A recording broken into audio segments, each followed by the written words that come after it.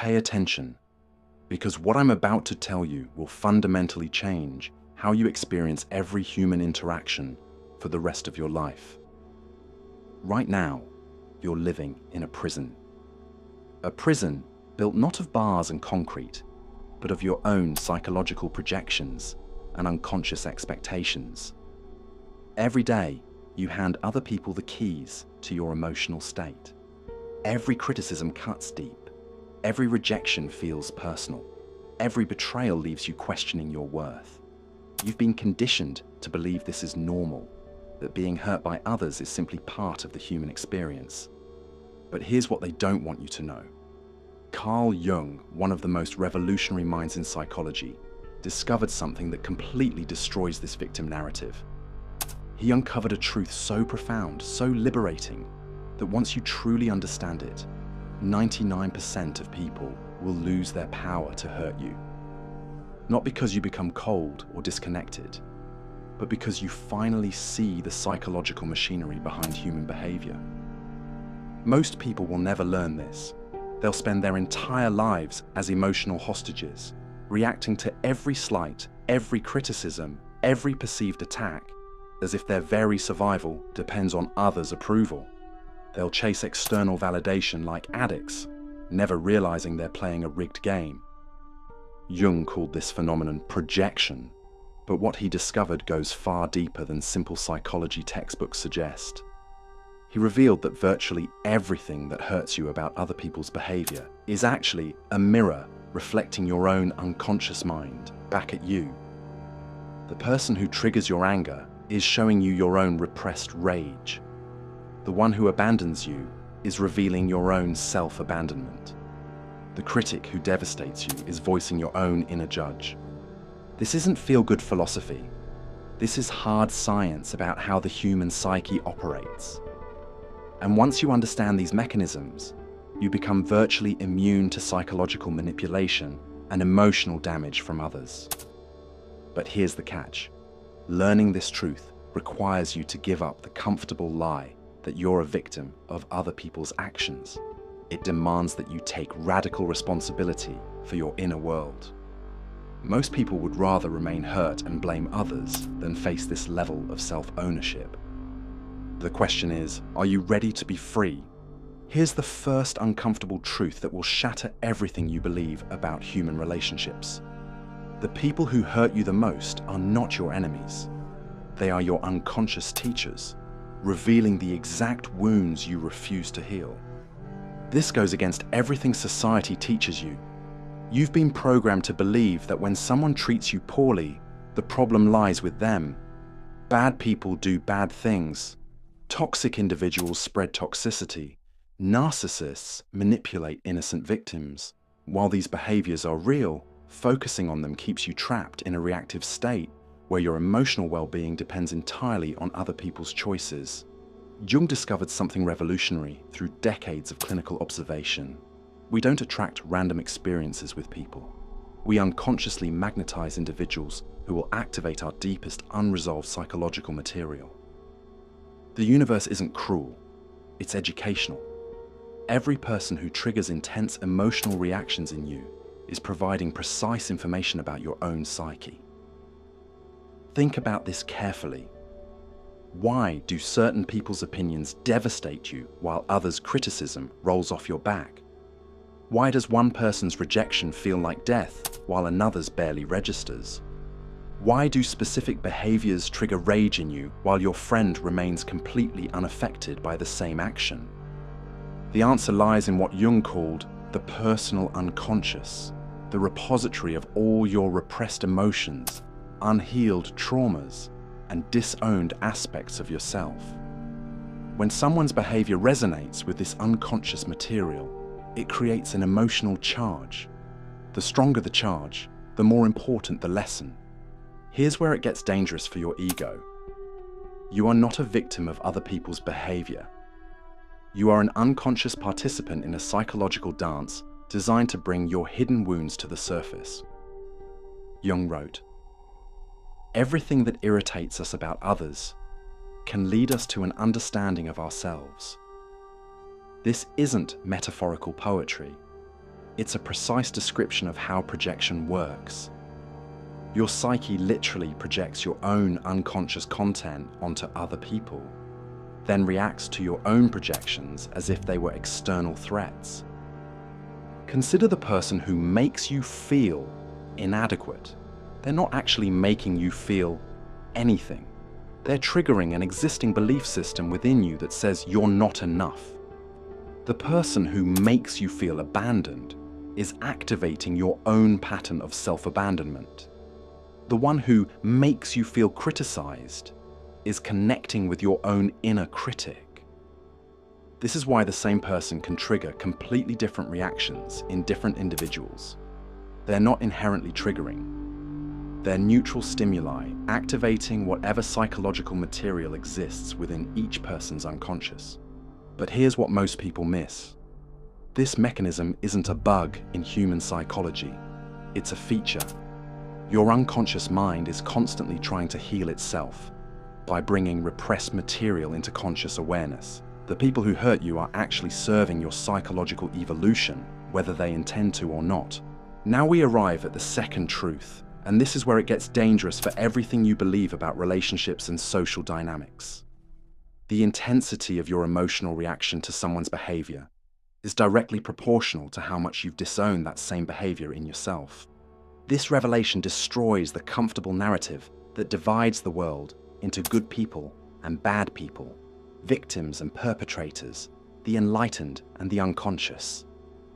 Jung's concept of the shadow, the parts of ourselves we refuse to acknowledge, explains why certain people trigger such intense reactions in us. Every quality you judge harshly in others exists somewhere within your own psyche. The person whose arrogance infuriates you is reflecting your own disowned arrogance. The individual whose neediness repulses you is showing you your own rejected neediness. The one whose selfishness triggers your rage is mirroring your own repressed selfishness. This doesn't mean you're identical to the people who trigger you. It means you carry the capacity for their behaviors within your own psychological makeup. And you've spent enormous energy trying to deny or suppress these aspects of yourself. Here's how modern society exploits your ignorance of this dynamic. You're taught to focus on changing, fixing, or avoiding other people instead of reclaiming your own disowned psychological material. This keeps you perpetually reactive, dependent on others' behavior for your emotional stability, and completely unconscious of your own power. Think about the people in your life who consistently trigger you. Notice how much mental energy you spend analyzing their behavior, trying to understand their motivations, attempting to change them, or strategizing how to protect yourself from them.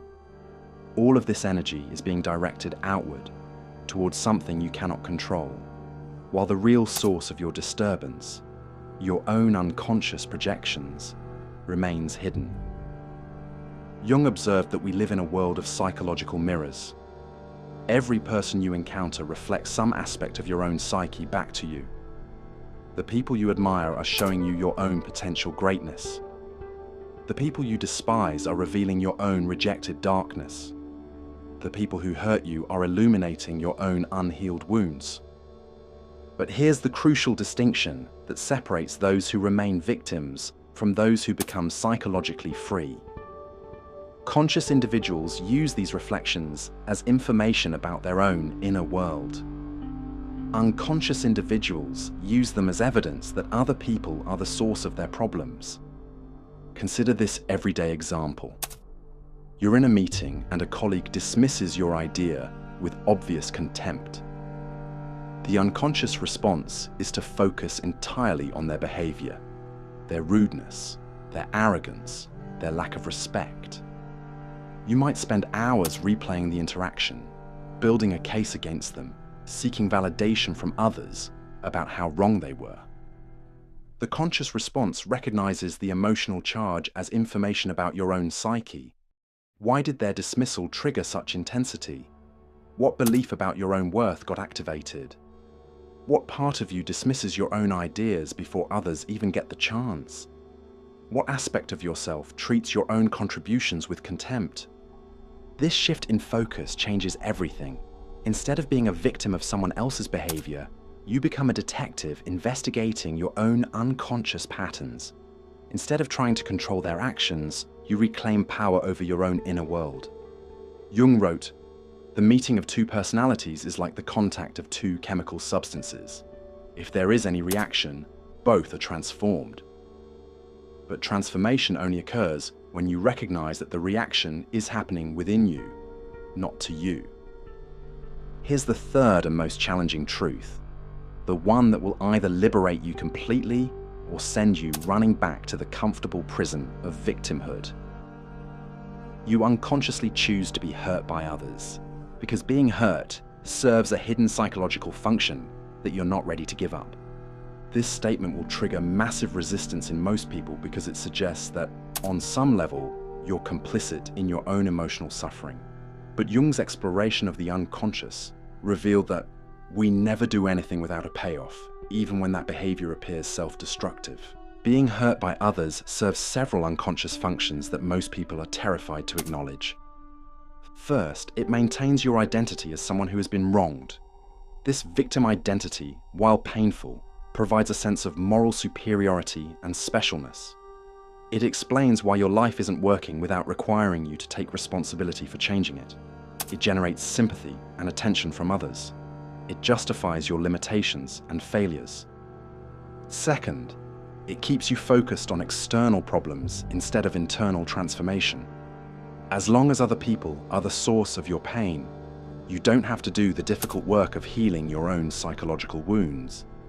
You can spend your entire life trying to get others to behave differently instead of developing genuine self-worth. Third, it prevents you from accessing your own power. Remaining hurt and reactive keeps you in a childlike state where you need others to validate, approve, and care for you. Taking responsibility for your emotional state would require you to grow up psychologically and become truly independent. Jung discovered that beneath conscious awareness, we're constantly running unconscious tests on the people around us. We unconsciously provoke certain behaviors to confirm our existing beliefs about ourselves and the world.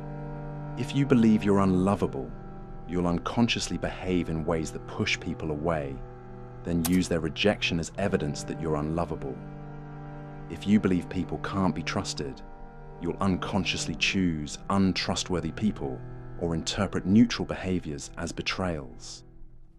Here's the mechanism most people never recognize. Your unconscious mind is more committed to being right about your limiting beliefs than it is to being happy. It would rather prove that people are dangerous, that you're not worthy of love, that the world is unfair, than risk the psychological reorganization required to update these beliefs. This is why simply trying to think positive thoughts or practice gratitude often fails to create lasting change. Your unconscious mind will continue to create experiences that confirm your deeper beliefs about reality until you become conscious of these beliefs and choose to transform them. Consider how this plays out in relationships. You might consciously want to be loved and accepted, but if you unconsciously believe you're unworthy of love, you'll sabotage relationships in subtle ways. You'll pick fights over minor issues. You'll interpret neutral comments as attacks. You'll withdraw when someone gets too close. You'll test their commitment until they finally leave, then use their departure as proof that people always abandon you. The person who hurts you by leaving isn't actually hurting you. They're participating in an unconscious script you wrote to confirm your existing beliefs about yourself and relationships. They're playing a role in a psychological drama designed to keep you safe from the risk of genuine intimacy and the vulnerability of being truly seen. Jung observed that we don't see people as they are, we see them as we are. Every interaction is filtered through our own psychological lens, our own beliefs, our own unconscious expectations. The person who triggers your abandonment wound isn't necessarily abandoning you. They might simply be setting a healthy boundary. But your unconscious mind interprets their boundary through the filter of your own unhealed trauma. This is why attempting to change other people's behavior never creates lasting peace. Even if you successfully manipulate someone into treating you differently, your unconscious mind will find new people to trigger the same wounds until you heal them at their source. The ultimate truth is this: no one can hurt you without your unconscious permission. Every emotional wound requires your participation. Now comes the liberation, the truth that will set you free from the endless cycle of being hurt by others. True invulnerability comes not from controlling other people's behavior, but from becoming so psychologically complete that their behavior becomes irrelevant to your inner peace. This is what Jung meant by individuation, the process of becoming a whole, integrated human being who no longer needs external validation to feel worthy, external approval to feel valuable, or external behavior to feel safe. Here are the 5 pillars of psychological freedom that will make you immune to 99% of people's capacity to hurt you. 1. Radical self-responsibility. Take complete ownership of your emotional state. Stop giving other people credit for your happiness and blame for your suffering. Recognize that every emotional reaction is information about your own inner world, not evidence about external reality. When someone triggers you, immediately ask, "What is this showing me about myself?" instead of, "Why are they doing this to me?" 2. Shadow integration. Reclaim the disowned aspects of yourself that you project onto others. Make a list of the qualities that trigger the strongest reactions in you when you see them in other people. Then honestly examine how these same qualities exist within your own psyche. The goal isn't to become these negative qualities, but to acknowledge their existence within you so they lose their power to trigger you in others. 3. Belief archaeology. Excavate the unconscious beliefs that create your reality. Most of your emotional suffering comes from outdated beliefs formed in childhood that no longer serve you. Identify the core beliefs about yourself, other people, and life that create your emotional reactions. Question their validity. Choose new beliefs that support your growth rather than your limitations. 4. Internal validation develops an unshakable sense of self-worth that doesn't depend on other people's opinions or behaviors. This requires healing the wounds that make you seek external validation in the first place. Practice giving yourself the approval, acceptance, and love you've been seeking from others. 5. Conscious relationship. Interact with people from a place of wholeness rather than neediness. Stop trying to get things from others, validation, approval, love, security, and start offering these qualities from your own abundance. When you're not trying to get anything from people, they lose their power to hurt you by withholding it. Jung wrote, "The privilege of a lifetime is to become who you truly are. This requires you to stop being a victim of other people's unconsciousness and start being the conscious creator of your own experience. When you truly integrate these principles, something miraculous happens. The people who used to trigger intense reactions in you become neutral. Their criticism doesn't devastate you because your self-worth isn't dependent on their opinion. Their rejection doesn't destroy you because your value isn't determined by their acceptance. Their anger doesn't frighten you because you're not responsible for managing their emotions. You begin to see people's behavior as information about their own psychological state, rather than attacks on your worth. Someone's rudeness reveals their own pain, not your inadequacy. Someone's criticism reflects their own standards and projections, not your failures. Someone's rejection indicates incompatibility, not your unworthiness. This doesn't make you cold or disconnected. It makes you free to love without attachment, to give without expectation, to engage without desperation. You become invulnerable not because you've built walls, but because you've healed the wounds that made you vulnerable in the first place. The path forward is clear. Stop trying to change the world to accommodate your wounds and start healing your wounds to engage the world from wholeness. You stand at a crossroads. You can continue living as an emotional hostage to other people's behavior, spending your precious life energy trying to control the uncontrollable, remaining a victim of circumstances and other people's choices. Or you can choose the path of psychological sovereignty, taking radical responsibility for your inner world and becoming the conscious creator of your own experience. Most people will choose the familiar prison of victimhood because it's easier than the work of genuine transformation. But you're not most people, or you wouldn't have made it this far. The ultimate truth is this: when you stop needing other people to be different for you to be okay, you become truly free. And paradoxically, your relationships become more authentic, loving, and fulfilling than ever before. The choice is yours. Choose freedom.